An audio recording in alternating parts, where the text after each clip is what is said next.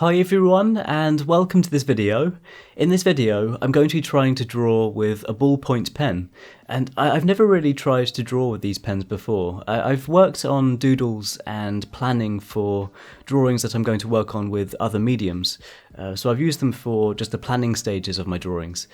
And I remember I doodled a lot with them when I was in school, and that was really fun.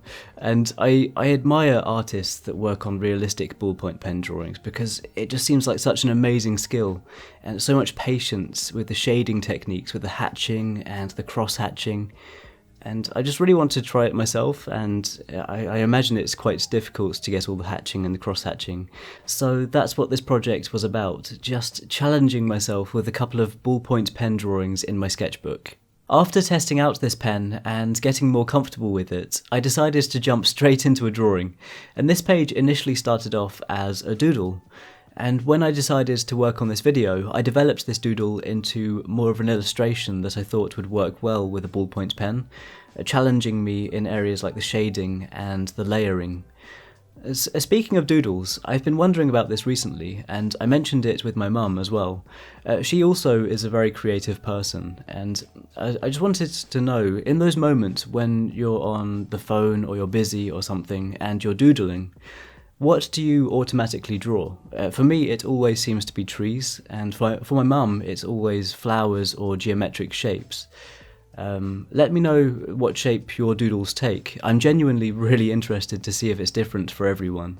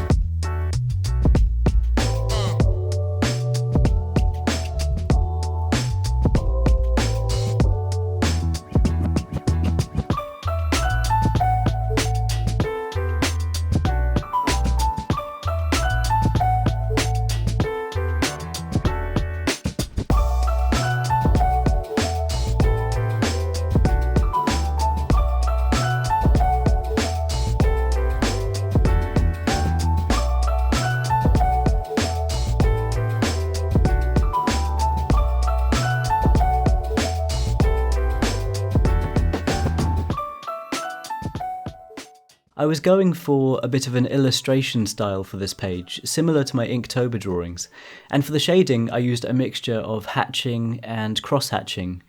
I haven't tried any particularly detailed ideas with ballpoint pens before, so from working on this page I'd say that the shading was the more difficult part of this for me, especially where I tried to create a mid-tone background with hatching.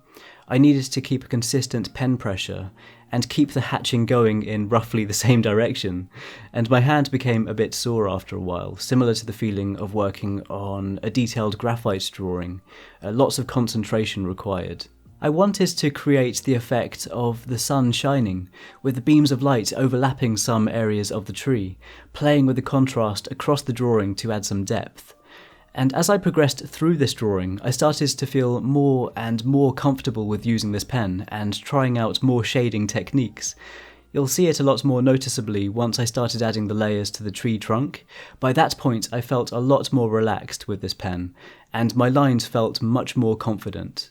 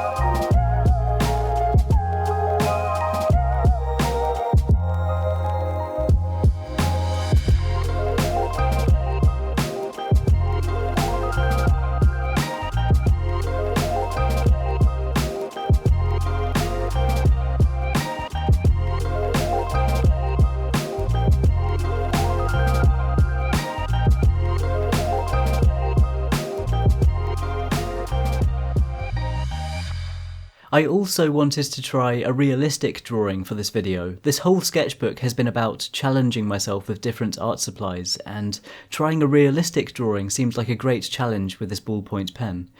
And I decided to draw a kingfisher. They're beautiful animals, and I really love working on nature and wildlife drawings. And I definitely want to try and work on more of them like I used to, because I've really missed it. For the last couple of years, I've been setting up wildlife cameras. And last year, I've mentioned this in previous videos, I finally saw an incredibly rare black fox for the first time. And then more recently, I saw a muntjac deer. And then my most recent video is of this badger.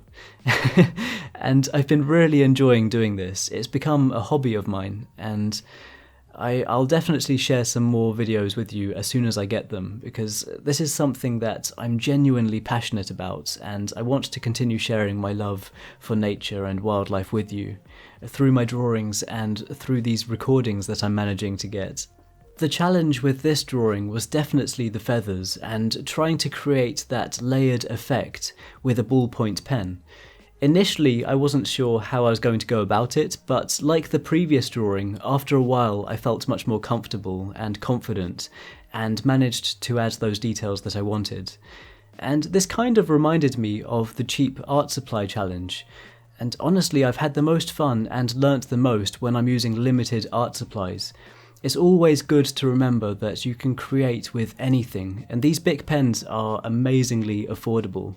I had a look, and I think it was less than £4 for a box of 20 of these pens, which is amazing. And it was nice to be able to use something so cheap and be able to create some art with it. I'll always recommend trying out as many art supplies as you can to challenge yourself, and some of the cheapest art supplies I've tried have ended up being my absolute favourites. And they're some of the supplies I've continued using for years. Trying out art experiments with different art supplies in this sketchbook has helped me so much over the past year.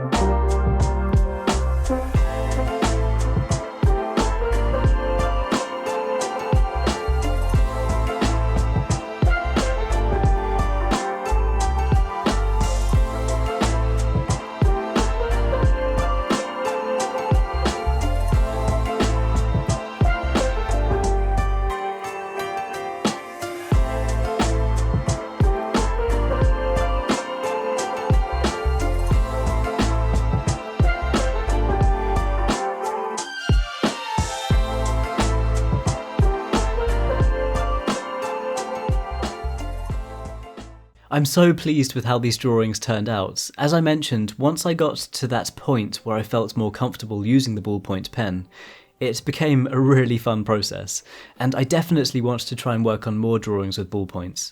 I know a lot of artists practice and sketch with them, so I might try and include these pens in my workflow more often. I've started posting more behind the scenes photos while I'm working on these drawings on my Patreon page. And I also recently posted some nature reference photos I've taken myself, so be sure to check that out if you're interested. Let me know what you think of these two sketchbook pages, and also let me know if you have any suggestions for future art projects I could try. Your suggestions are so helpful. If you're interested in seeing more art videos, then feel free to subscribe to this channel, and any likes or shares on this video are hugely appreciated. If you want to follow and support my art progress, then be sure to check out the links in the description for my Twitter, Facebook, Instagram, and Patreon. And once again, thank you so much for watching, and thank you so much for the support. I truly appreciate it. I hope you're all doing okay, and I hope you're having a great day, and I'll see you all soon.